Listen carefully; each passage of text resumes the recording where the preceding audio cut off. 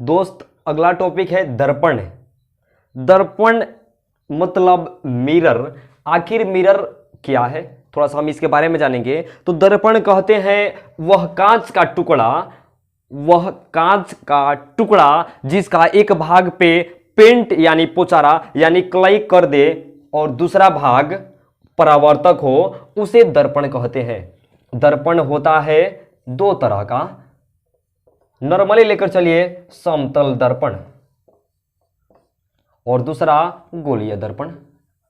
दर्पण का परिभाषा फिर से सुनिए तो वह कांच का टुकड़ा, जैसे मान लीजिए ये हमारा बोर्ड है, इस बोर्ड के पीछे वाले साइड को हम कलई यानी पेंट यानी पुचारा कर दे और इस भाग को उसी तरह छोड़ दे यानी खुली हुई छोड़ दे, तो दूसरा का भाग जो है ये परावर्तक सतह हो गया और पीछे वाला भाग पे कलई यानी पेंट किए हुए है। तो दोस्त सेम कंडीशन है। दर्पण क्या है, तो दर्पण यानी जिसमें आप लोग अपना फेस देखते हैं वही आपका दर्पण है। तो परिभाषा किस तरह बोल देंगे, दर्पण वह कांच का टुकड़ा होता है जिसका एक भाग पे कलई यानी पेंट किया हुआ रहता है और दूसरा भाग परावर्तक होता है। दर्पण दोस्त दो प्रकार से लेकर चलिए, एक समतल और दूसरा गोलीय दर्पण। समतल दर्पण की परिभाषा क्या है, तो समतल दर्पण वैसा दर्पण को कहते हैं जिसका परावर्तक सतह समतल होता है।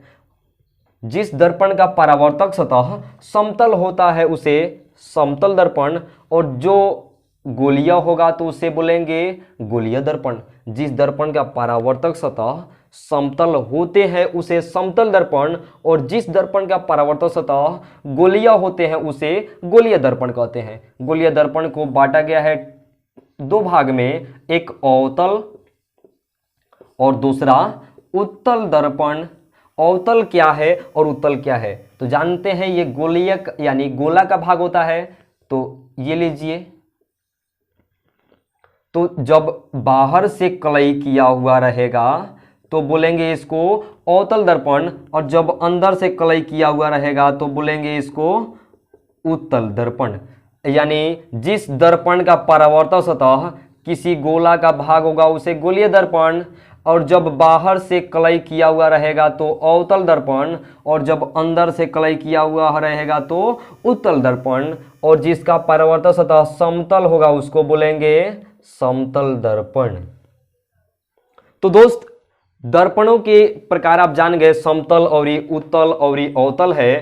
तो इसका परावर्तक सतह समतल होता है, इसका अंदर के तरफ यानी धंसा हुआ रहता है और इसका बाहर की तरफ यानी निकला हुआ रहता है। तो थोड़ा जान जाए प्रतिबिंब कितने तरह से बनता है और इसमें किस तरह बनता है। तो समतल दर्पण में प्रतिबिंब वस्तु के बराबर बनेगा।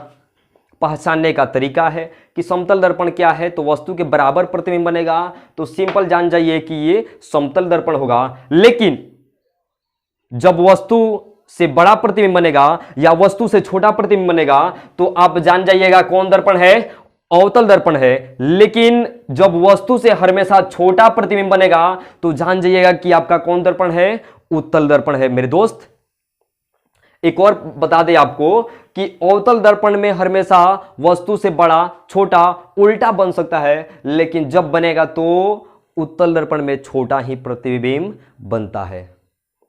तो दोस्त आगे फिर हम जानेंगे कि अवतल दर्पण का उपयोग कहां होता है, उत्तल दर्पण का उपयोग कहां होता है। तो जाते हैं लो डिजाइन कटवाने बाल को, तो वहां पे देखते हैं कि जो दुकान होता है उसमें बड़ा बड़ा शीशा लगा रहता है। यानी अवतल दर्पण के प्रयोग हजामती के समय, रोगियों के इलाज करते समय, जिम में जाते हैं तो देखते हैं बड़ा बड़ा शीशा लगा रहता है। वो क्या शीशा रहता है, तो अवतल दर्पण रहता है।